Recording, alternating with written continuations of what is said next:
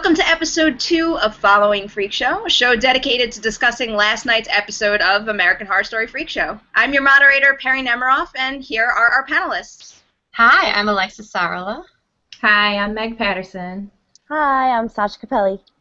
Alright, so in episode 2, Massacres and Matinees, the cops decide that they need to enact a curfew until the town killer is caught, and of course that threatens Elsa's business. But that's when Del Toledo, the new strongman, steps in, and he insists that they hold a matinee performance instead. Meanwhile, Gloria is off arranging the most disturbing playdate I've ever seen in my life for Dandy and Twisty, so that Dandy is not bored anymore. So let's kick off the discussion with this whole Dandy and Twisty thing, because it's pretty damn absurd and wonderful at the same time. Sasha, you want to take that one? Yeah, it's definitely perverse in a lot of ways. It makes sense to me. I enjoy seeing them together. However, I am a little bit nervous because when Dandy follows Twisty back to his little bus of horrors or whatever, I don't know, man. It seems like Dandy's really into this relationship. He wants to play with live dolls. He wants to make his life less boring. He wants so many things with Twisty. And Twisty, by all accounts, should be entertaining him. That's his job. He's a retired freaky clown. But I don't know, man. When he was trying to entertain the kids who we still don't know about in his bus, I feel like he loves them. I don't know why. I feel like he feels like they're his live playthings, and he doesn't want to hurt them. So when Dandy catches the girl, when she finally escapes and brings them back as like a gift for the clown so they can be partners in crime because Dandy is not accepted into the freak show like I thought he wouldn't be, I feel like Twisty might not have patience for Dandy. I don't think he's going to tolerate Dandy's being spoiled. I don't think he wants to hurt the girl and boy. I think he wants to entertain them and keep them in his bus. But Dandy feels like the clown is his personal plaything. So I feel like they're going to fight. I feel like they're going to have a problem together, and I can't wait to see it. I feel like you might have nailed it with Twisty. I think he deep down really wants a friend or someone to entertain, and I think that Dandy was his first best option, because when he does that kill in the toy store, you see his face after, he looks kind of like bored and really unenthused by it. And all of a sudden he's got this sick kid who's like going along with all of his crazy stuff, so he embraces him. And also, he did bring back the girl that escaped, so I think he has no choice but to play with Dandy for a little while. Yeah. Right. I also loved the look that he gave when Frances O'Connor drove up in her car and was like, want to do a private party? She would. So creepy. It was so creepy. It was great. I'm excited to see them play together. I feel creepy saying that, but I can't wait to see it. It was a play date. I mean, did you see that room with the puppets? A giant toy. Yeah. It was great. I loved when Dandy found what I had already assumed was a severed head, and then when Twisty brought it out to like try and entertain the kids, I was like, you two are of the same headspace. It's like he doesn't understand. It's like he got the robot part right, and he saw that they weren't going for the robot, so he's like, maybe if I do this, like, that'll work. That'll freak him out. And it's I wouldn't even be surprised if there was some sort of switch between the two of them. Like, if Twisty actually found someone to connect to, and he started to pull back, but, like, Dandy picked up his. Right. Well, we heard about... Dandy's so pretty, too. Yeah. Like, could you imagine? Oh, yeah. I can't wait to... I'm... And he wants to be a freak. Yeah, I'm assuming he's going to get just as dirty as... Because, like, Twisty looked so hot and tired and dirty all night last night. And, like, juxtaposed to Dandy, who was, like, super clean with his, like, Oxford shoes. So, I can see that happening. His little curl and cue hair things, though, disappeared during that scene with Jimmy. And I was like... And I literally wrote in my notes, I'm like, where did his curls go? Interesting. And also, we did hear that, he has ripped up some cats, the neighbor's cat, as our new guest star, Patti LaBelle, who I question having a role as a maid, but...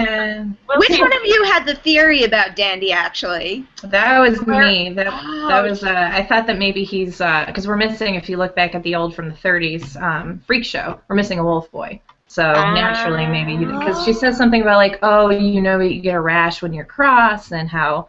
Like, if he's ripping up a cat and, like, they had to cover up a girl that he'd killed or something like that. Like, there's something up there. I do wonder if they are going to have supernatural elements this season, or if that's off the table. I'm not sure. Right. Part of me finds that interesting, but then part of me is like, we've seen them go crazy before where it's too many different things going on at once, especially in Asylum, so I'm kind of hoping that they keep it to just the freaks. Right. Mm-hmm. All right, so let's move on to our next one. Back at the freak show, obviously things are getting pretty intense with the whole Cop and Dell and Jimmy thing, so Alexis, do you want to talk a little bit about the power struggle going on there? Yeah, well, I mean, I think it's pretty interesting that Dell came in and we found out that he is Jimmy's dad, who tried to murder him as a baby and was protected by Kathy Bates' character.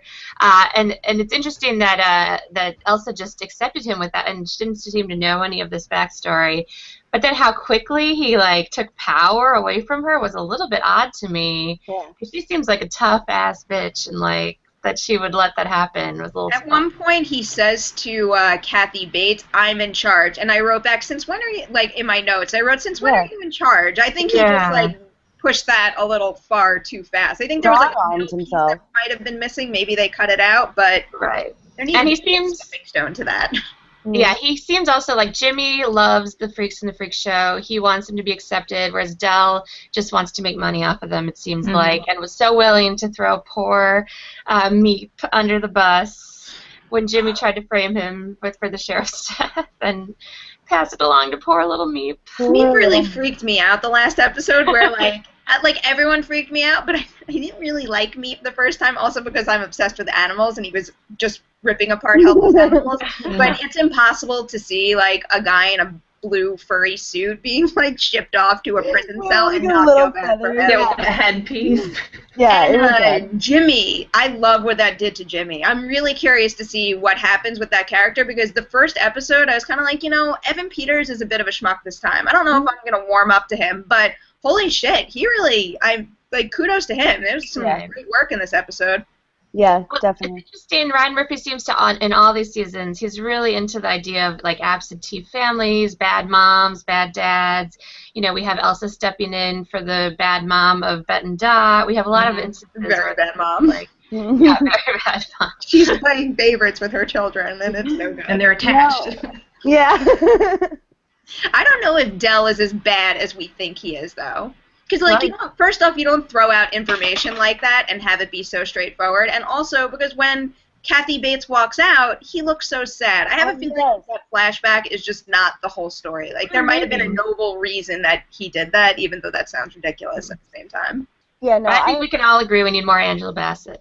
Seriously. Yeah, three-boobed Angela Bassett. There ain't nothing. I had to pause it because she looked like a goddess, literally. I was like, this is going to be my new god right now. I'm really curious to see what they do with her talents from here too. She doesn't just have 3 boobs. Apparently, she's also running a whole nother business. Yeah. Not a flashback, and how much of that could you possibly show on TV? Right. All right, so let's move on now to rapid fire time, the point in the show when we talk about what we're looking forward to most in the episode to come.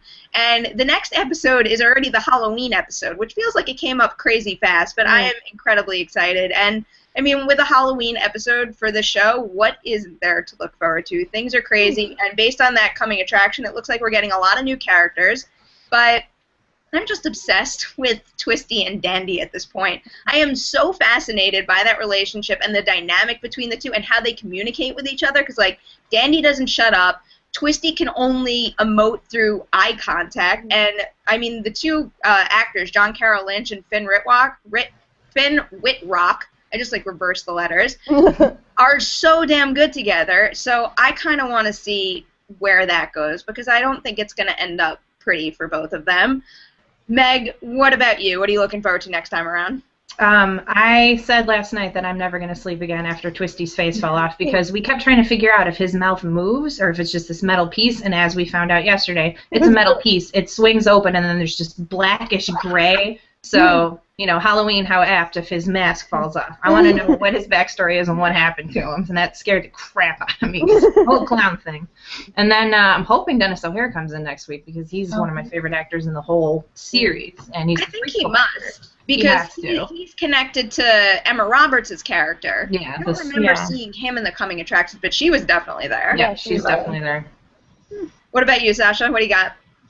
Well, definitely Twisty and Dandy. I want to see Dandy get mutilated somehow. I don't know what he's going to do. I don't know how he's going to do it. But Dandy is going to be a character to watch. And I love a good strongman. I don't know why. It's like the least freaky of all the freaks. But in like freak show like lore, I feel like the strongman's always like the hero and stuff. So I want to see Del turn good, and I want to see him do some strongman stuff. Like I want to see him like lift a truck and throw it. Like I want something crazy. And I'm also hoping to see some supernatural stuff in the Halloween episode, just because they can get away with it. Well, so, isn't Wes Bentley's character slightly supernatural? Oh, right. Like a myth comes to life. So, but like, who conjures him? Oh, and another question I forgot to ask you guys. So they make a point of Jessica Lange's character being able to read the past. Is that just a figure of speech, or? Yeah, I don't know. I thought it's somewhat intertwined with the flashbacks. Right. She didn't actually. Yeah, her sitting in the audience. I was waiting for her to like give him a palm reading, but that didn't happen. Right. Yeah, your hands are calloused, therefore you're a hard worker. Right, right. Like I could do that too, Elsa. Yeah. It's just observing. All right, Alexis, what are you looking forward to? I'm just excited for more surprises. I love the Criminal Fiona Apple song, although I didn't care for the mosh pit so much. I love the tiny dwarf just crowd surfing, like he's losing himself in the music. I love it. And all the other freaks playing in the band. Right. I like the band of freaks. But yeah, I'm just curious to see who else is going to pop up. I know we have a lot of guest stars still to come. Also, how they're going to use Patti LaBelle and like how she's going to come to play, and just more of Crazy Frances O'Connor, because those scenes were so weird and surreal, and I loved them. Yeah. And now, what are we also thinking about the divide between freak and non-freak here? Who is a freak? Who isn't a freak? What are the rules to it? I think everyone's a freak. Yeah, everyone's freak in their own way. But I feel like Frances O'Connor doesn't understand, like, because her son is a freak. I mean, he's like he's a non-freak technically, and even when Dandy is talking to Johnny, and he's trying to get in, he's like, unless you're some sort of freak on the outside, you can't come in.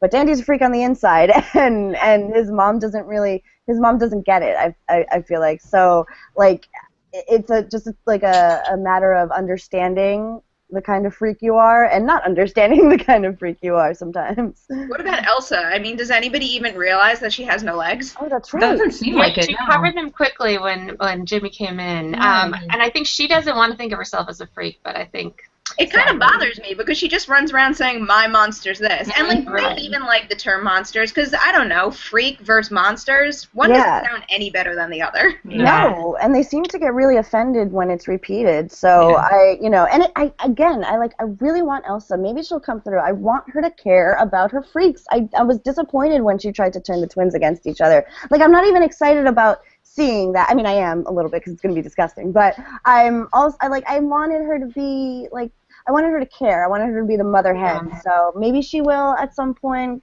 I don't know. That upset me a little bit too. Yeah, I think we at least have Jimmy who's standing up for the freaks and crying for poor Mute.